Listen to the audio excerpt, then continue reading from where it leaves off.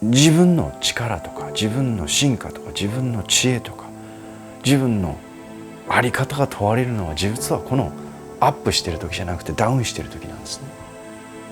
アップがいい、ダウンが悪いではないんです。この波というものをどうやってね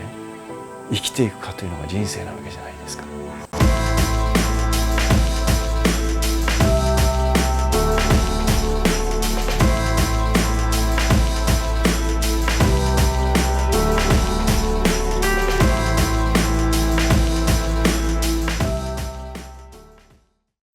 ペンネーム文さん、22歳の男性からいただいたお悩みです。はじめまして。毎日動画を拝見し多くのことを学んでいます。私は22歳大学生です。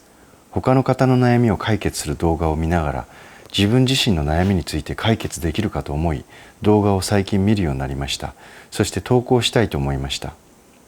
私の悩みは今の生活に生きているという実感がないことです。心の中の熱、希望というのが感じられず虚無感ばかりを感じてしまいます。死にたいという感情はありません。ただ漠然とした日々に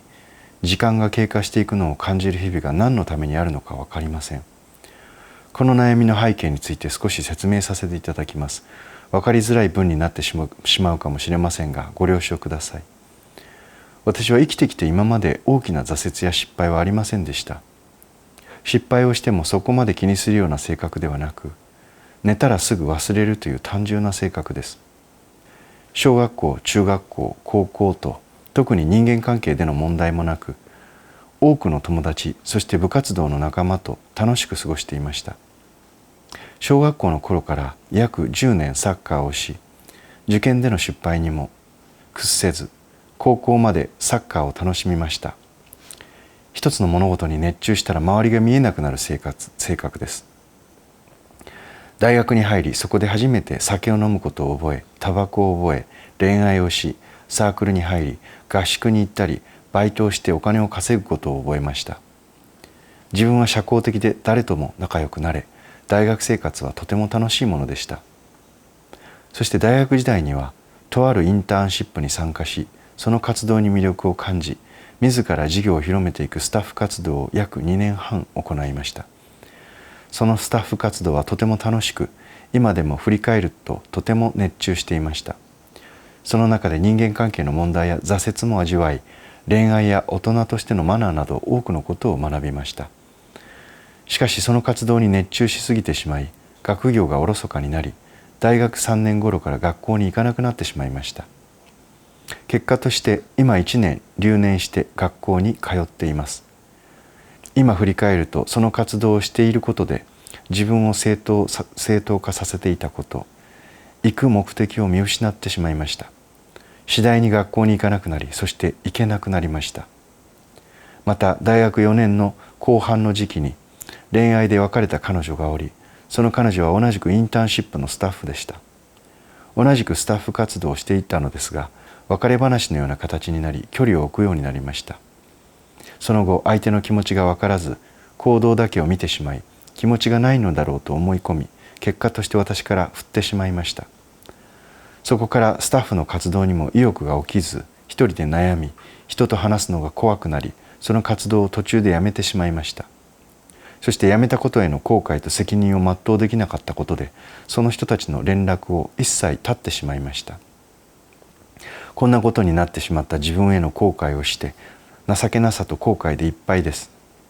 大学を留年してしまったこと、そして物事を途中で投げ出してしまったことで友達もおらず、自分から相手に対して距離を置くようになり、毎日家にいたりして人と接することがなくなってしまいました。自暴自棄になり、風俗に行ったりもしました。去年の年末から今年の夏までは留年した1年でやり直そうとし、学費を稼ぐためにダブルワークをしたり、卒業するという目的を立てて毎日学校に通っていました。そして就活も行ってきました。しかし卒業まであと数科目というところまで来て、学校に行く意欲がなくなり、就活も今はしていません。自分でこの先どうするかとても迷っています。卒業すべきか、中退して働くべきなのか。自分でしたいことは今は見つかっていません。ただこれ以上親に迷惑をかけれないので、自立をして自分のことは自分でできるようにしたいと思っています。とても長くなってしまいましたが、この数年間での挫折と直面し、生きているという感覚、心を失ってしまいました。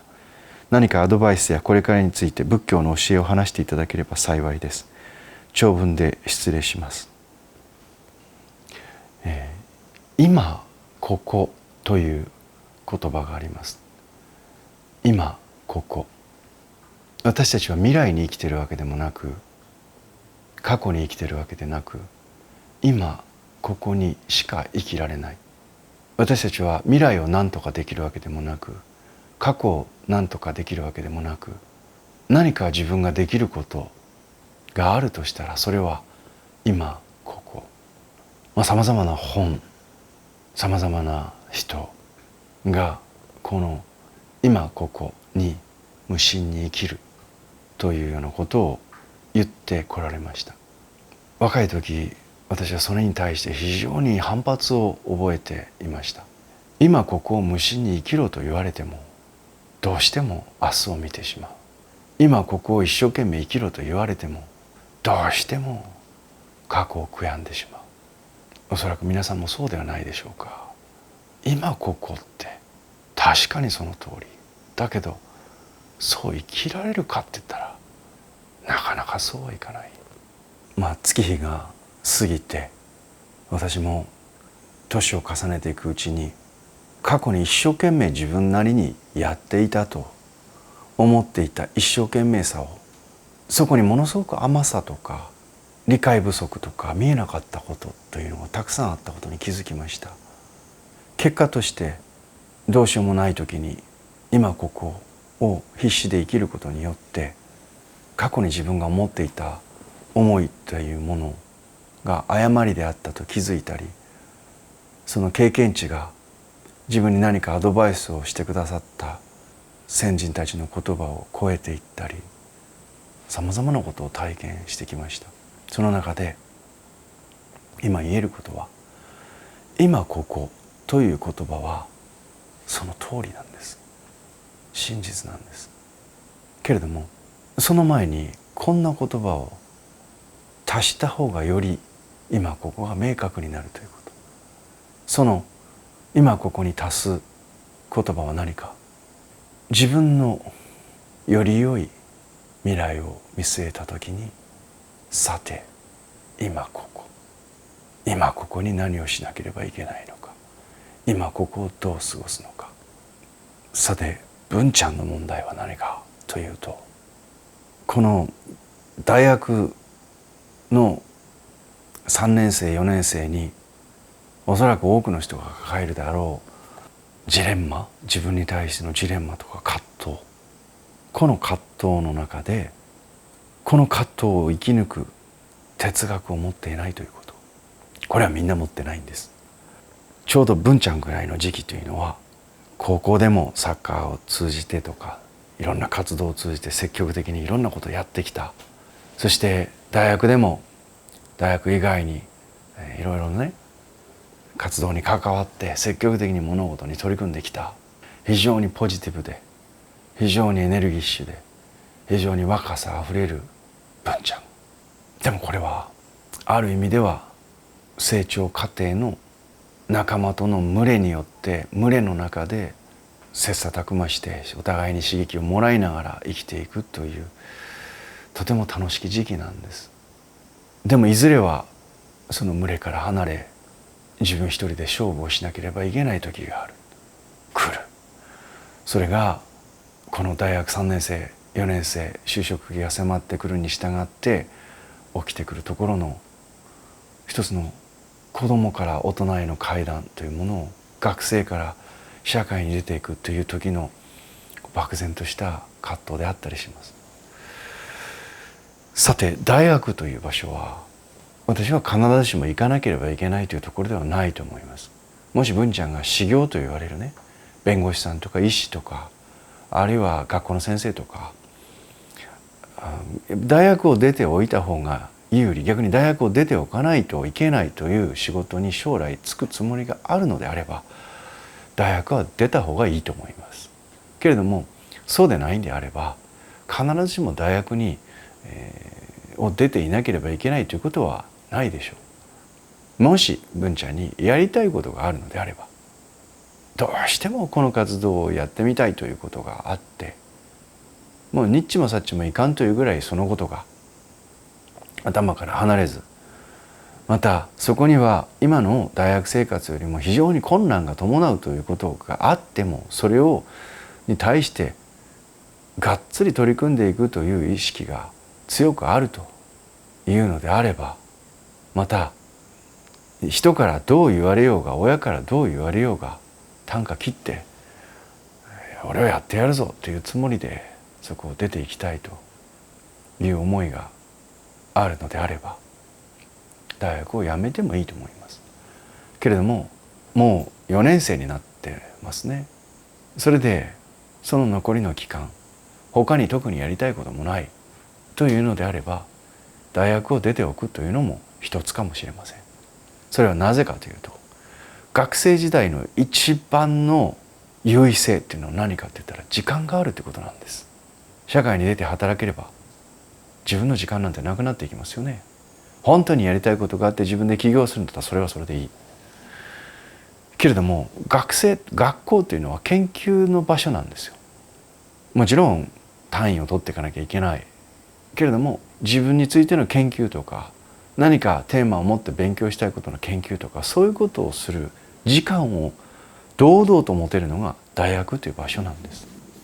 ですから文ちゃんがもしね、他に何かやりたいことがあるとか、いや自分がやりたいことは他に行かなければ大学ではできないんだということでないのであれば、私はね、処方箋として文ちゃんにね、もう一度この残りなんとか学校に行きつつ、文ちゃんがより良き未来のために今ここで何をしたらいいのかということを処方箋として出したいと思います。さて、将来どうしたらいいのか、これは学生さんに限らず、おそらく社会人の人でも漠然とずっと抱えていらっしゃる人だと思います。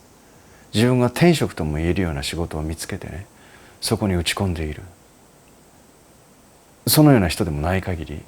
どこかで社会人でありながらも将来どうしたらいいんだろうということに思い悩むもんなんです。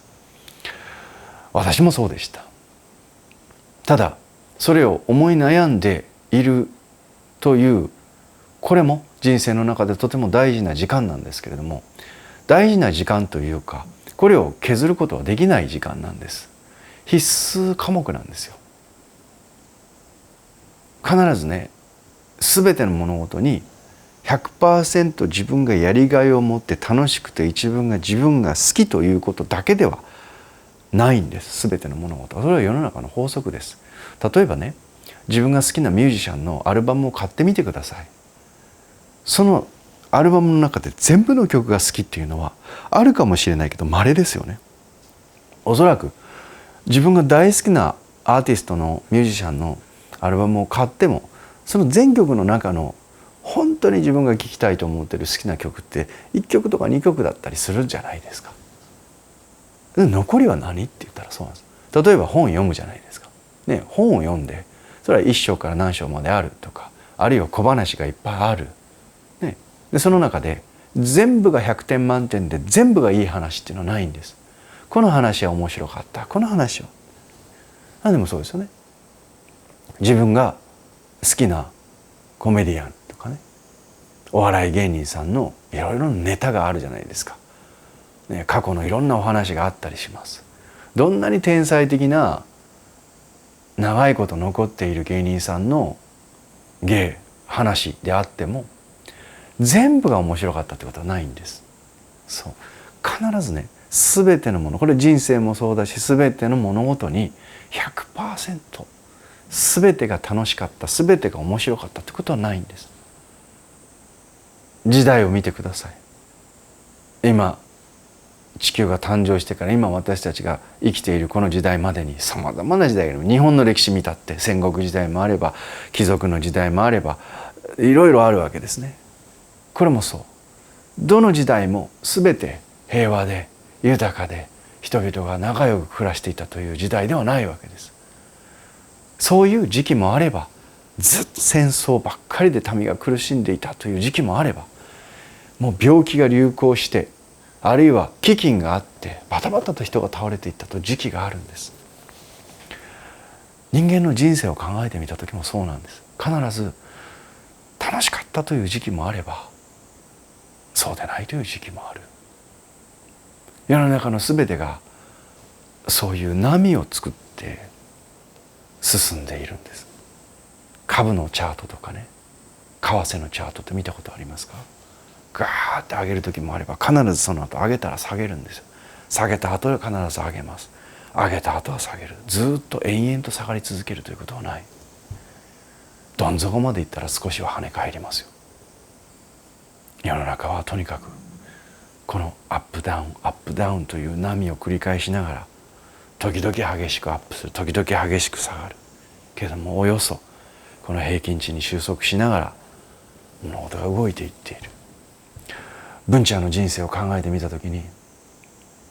生きがい、やりがい、常に楽しい、そして仲間がいて恋愛も全てが充実している、こういう時が延々と続くということはないんです。必ずそういう時期があったら、そうではない一人ぼっちの時期が来るんです。自分の力とか自分の進化とか自分の知恵とか自分の在り方が問われるのは、実はこのアップしている時じゃなくてダウンしている時なんですね。アップがいい、ダウンが悪いではないんです。この波というものをどうやってね生きていくかというのが人生なわけじゃないですか。そう思った時に、このアップの時はいい、でもダウンの時をこれまでこんだけ激しく経験したことがなかったから、今文ちゃんは苦しいわけですね。どうしていいかわからないんです。アップの時は何も考えなくていいんですよ。ダウンの時は考えなければいけないですね。そこにさまざまな人生の課題に直面するわけです。これが一番の勉強です。今何を勉強しているかと、学校のさまざまな科目とか将来のいろいろなさまざまなことじゃなくて、人生においてこの時期に何を勉強するのかって時に自分についての勉強なんです。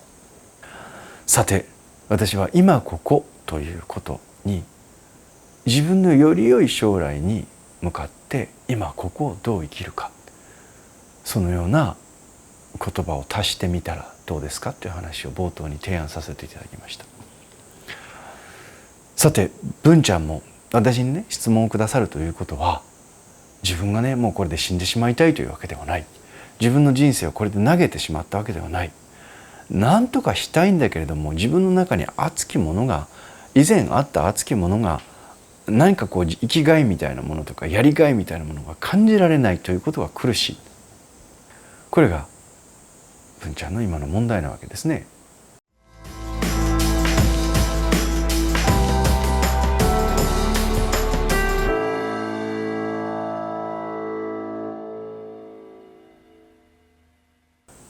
そこで処方箋です。先ほどのこと、より良い自分の未来を想定してみたときに、今ここで俺は何をしなければいけないのか、この質問を冒頭から何度も自分に問いかけてください。人間はね、無意識のうちに毎日を過ごすこともできます。でも意識的に毎日を過ごすことができます。無意識に頭をかくということもできます。意識的に頭をかくということもできます。ということは、無意識に1年過ごすこともできる、意識的に1年を過ごすこともできるわけです。無意識に一生を過ごすこともできる、意識的に一生を過ごすこともできるわけです。自分のより良い未来を意識したときに、今ここを意識的に過ごすこともできるし、無意識に今ここを無心に過ごすこともできる。どっちが正解なんですか？どっちも間違いであり、どっちも正解です。その人のその時の状態、その時の状況によってどっちかが正解になる、どっちかが不正解になることもある。少し分かりにくい話をしましたけれども、なんとなく分かると思います。未来においてこれがやりたいという明確な目標がなければぼやかしといていいんです。だけれども将来において今のこの苦しい状態から絶対に脱出して、そしてより良い状態に自分はなりたいんだっていうことを思ってみたときに、さて今日一日を意識的に過ごすことはできるわけです。意識的に過ごすというときに何を意識したらいいのかということが次に問題になります。これはそれが正解かどうか分かりませんけれども、私がやってきたことの中でね、私がその時をどう過ごしてきたということを大具的な私のその時の処方箋を文ちゃんに今日はね伝えたいと思います。さて、何か私たちは未来においてウキウキするような何か将来の目標、明確な目標を立てて、そしてそこに向かって突き進んでいくということが理想像として語られます。けれどもそもそも自分の将来において明確な目標があってやりたいことがあって充実した毎日を過ごせるということがあるかといったら、ある人もあるけれどもなかなかそういう状況にはなれないという人の方が多いんではないかと思うんです。そういう時に私はどうするかと言ったら、やりたいことはないけれども絶対になりたくないこと状態はあるんですよ。例えばね、非常にお金がなくて仕事もなくて体が病気で、そして自分を支えてくれる友達もいない、そして今日一日を生きていくというのに何の気力も楽しみもない、ただ生きているだけ、この状態は私は嫌だったんです。だからどうしたかって言った時に、そのなりたくない状況に陥らないためにはどうしたらいいのか、そうはなりたくない、そのためにはじゃあそこに落ちないためにはどうしたらいいのか、そのことを必死で昔考えていた気がします。そこで私は自分が最も苦手、そして自分が最も弱いと思うことを克服しようと思いました。自分がやりたいこと、得意なことが何だか分からなかったので、そこで私が選んだのは空手道場に入門するということでした。ちょうど文ちゃんと同じぐらいの年齢の時です。私はそんな無名選手で大して強くなかったですけど、一応全日本という名の付く大会まで出て一生懸命空手をやった時期がありました。でそれはね、格闘技が好きとか空手が好きとかということじゃないんです。全然空手には興味なかった。殴り合い打ち合いなんて痛いじゃないですか。そういうことに私は全然興味がなかった。能書きばっかり言って、その辛いとか痛いとか苦しいことを乗り越えて何かを手に入れるような根性のあるような男じゃなかった。でもそこが私にとって弱点だと思ったんです。私には突出した能力はない。何か人より優れてできることはない。だけどこのままでは自分は嫌だと。でそう思った時に、何でもいいけれども何か自分が決めたことに対して諦めないで関わり続けるということを自分はできる人になりたいと。そこが一番弱点だから。でそれを克服するためにどうしたらいいんだろうと思っていたところへ、たまたま同級生が空手道場に入って、何かそのこれまでの彼とは変わっていったっていう姿をたまたまそれを見てしまったんですね。私の同級生が同じ大学にいて同じ学部にいて、そしてそれまでと同じようにね、カラオケ行ったりいろいろな遊びしたりとかしてたんですけど、ある日突然ね、人が変わったように朝4時に起きて走り、そして新聞配達を始めて、新聞配達ダッシュでやるんですよ。エレベーターがあるところも階段登って走ったりとか、ね、してずっと全力ダッシュで新聞を配って朝学校に来ると痙攣してるんですね。なんで彼はそんなストイックな生き方をしているんだってみんなバカにしてました。でもね、私はそれを見ていて羨ましかった。毎日かっこつけて、大学生ですからいろんなことを言って、そしていろんなこと分かったつもりで能書きを垂れている自分というのがいい加減嫌だった。で、なんだかよくわからないけれども、一生懸命朝4時に起きて走って何かを必死でやろうとしているという、だからどうっていうんじゃないんですけど、そうやって大学時代のこの限られた時間を、貴重な時間を一生懸命生きているその友人が羨ましくて仕方がなかったんです。で、なんで君はそんなストイックにやり始めたのって言ったら、彼が言ったんですよ。いや、とにかくすごいんだよと。とにかくすごい人たちに出会ってしまったんだって言うんですよね。はあって、それを聞いて、私はこれ自分一人では何ともならんと思ったんです。だから私もね、空手が強くなりたかったわけでもない、なんかこう格闘技で強くなって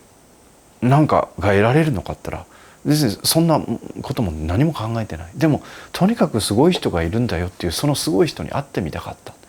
だから彼に頼んだんです。空手道場に連れてってくれて、それで連れて行ってもらいました。すごい人たちがいました。社会人なんですけども、やっぱり空手道場ですから、仕事が終わった後にね、みんな疲れた体に鞭打って一生懸命突きや蹴りをミットに叩き込んでるんですよね。でそれを見てね、何なんだろうこの人たちの、なんでこの人たちがこんなに一生懸命なんだろうって分からない。だけれどもプロの格闘家でもなく、当時は K1 みたいなものも流行る前でしたから、なんでこの人たちはこんなに一生懸命なんだろうっていう、その姿に憧れて空手道場に入門をしてしまったんです。でも今ここということの意味を私はそこで学びました。空手には2つのモチベーションがあります。一つは自分がどこどこの試合で勝ちたいと。だからこういう試合から逆算して何ヶ月前にこういう練習をして、スピードが足りなければスピードをつける、パワーが足りなければパワーをつける、技術が足りなければ技術をつける、防御が足りなければ防御を練習をする。そうやって練習を組み立てていくわけです。けれどもそういう目標を持たなかったらどうか。これ目標を持たなくても空手道場で生き残るためには放っておいたらやられますから、自分の弱点を埋めていくしかないんです。これは人生も同じだと思いました。自分が明確にこの大会に出て勝つぞという目的がなくても、放っておいてもやられるんだったらその弱点を埋めていかなければいけないんだ。そうしなかったらこの空手道場で生き残っていけないんだ。そのようなことを自分の中に勝手に思いました。武士というのは決してその刀を抜かないというのが理想なんだけれども、いざその刀を抜いた時にはその型が錆びてたらダメなんです。いざ刀を抜いた時にはその刀がよく切れなければいけない。そしてその刀で自分を守らなければいけない。だから武士というのは刀を抜いて人を切りつけるということは極力あってはいけないけれども、いざそれを抜いた時のために刀を磨き、そして技を磨いておく。これが武道の稽古だよということを先輩から教えていただきました。なのでそれ以降私は明確な人生の目標、自分の中でウキウキとするような生きがい、やりがい、ワクワクするような心持ちがどうしても持てない時には、この時期こそ修行だと。今自分はもし抜いてみろと言われた刀を抜いた時に、その刀を磨き、その技を磨きしておかなければいけないって、そのような思いを持って何ができる、何がやりたいじゃなくてね、今ここより良き自分の未来を見据えた時に、それがどのような未来であるのかがわからないからこそ、今ここで自分が関われることを一生懸命やろうと、そう思ってその時期を乗り越えてきました。ワクワクなんかしません。やりがいなんて感じられません。生きている実感なんてみじんもありません。でも死にたくない。でももし生きて明日があるんだったら、その明日は今日よりも良きものになっていてほしい。だから今ここ、自分が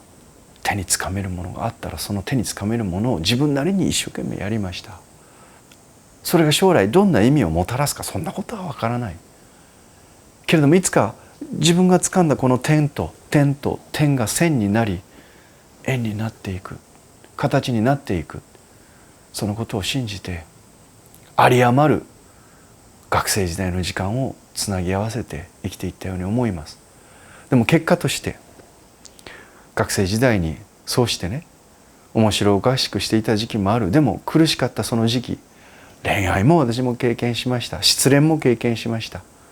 やりがいもワクワクも感じました。絶望も感じました。でもこのどうしようも生きがいが感じられない、将来どうしたらいいかがわからないって言った時に、生きがいというものが感じられないからといって何もしないんではなく、より良い未来を見据えた時に、今ここで私ができることは何なのかって、それが楽しかろうが楽しくなかろうが、苦しかろうが苦しかなかろうが、とにかくここでポジション取っておかなければ何にもなくなってしまうって、本当そうなんです。それが楽しいとか楽しくないとか面白いとか面白くないじゃないんです。自分が今与えられている環境の中で、自分が手に届く範囲の中でできることを全力でやる、それしかその時期を乗り越えることは方法はないわけです。だってやりたいこと、未来が見えないんですから。私の言っている意味は伝わりますかね。ぶっちゃんどうか今のね、その苦しい状態って分かります。でもね、もう大学も3年生、卒業までの前半の期間がもし1年生だったら私やめてもいいと思うんです。でももう3年生まで行ったんですから、残り堂々と学生ですって言ってられる時間は限られてます。この時間に何でもいい、自分の苦手なことを克服するでもいいし、なんだか面白くもないけれども自分がとにかくバイトとしてやってることを一生懸命やるでもいいし、必ず一生懸命やっている人間に、一生懸命やっている人間が声をかけるんです。一生懸命にやっている人間に、一生懸命やっている人間が心動かされるんです。そうやって人と人というものが出会い、自分の新たな可能性というものが広がっていくんですね。とにかく文ちゃん、今までのつながりとかご縁というものがちょっと一回疎遠になっているわけですね、仲間とも。これは悪いことですか？いいえ、いいことです。自分が今まで知らなかった新たなご縁とか可能性に今一人でいるからこそ飛び込めるじゃないですか。これがサッカーの仲間とみんなで群れ合ってたら、新しい文ちゃんの可能性っていうのは開けていかないんです。これまでの楽しかったサッカーの群れが悪いって言ってるわけじゃないんですよ。そうじゃない。今たった一人でポツンと種が弾け出たんですから、その土壌で与えられた水とそこにある栄養分を吸収して新たな芽を出していくって、そういう時期なんです。より良い未来を見据えた時に、今ここ自分ができることを一生懸命やる、それが今ここの本当の意味です。どうぞ文ちゃん応援しています。何かしらね、面白い面白くない、私の話が心に響いた響かない、どっちでもいいです。そんなことはただより良い未来を見据えた時に、今ここを懸命に生きていることでしかより良き未来は出てきません。これは私が経験してきた中でね、間違いのない一つの検証済みの真実であるということを言うことができます。頑張ってください。応援してます。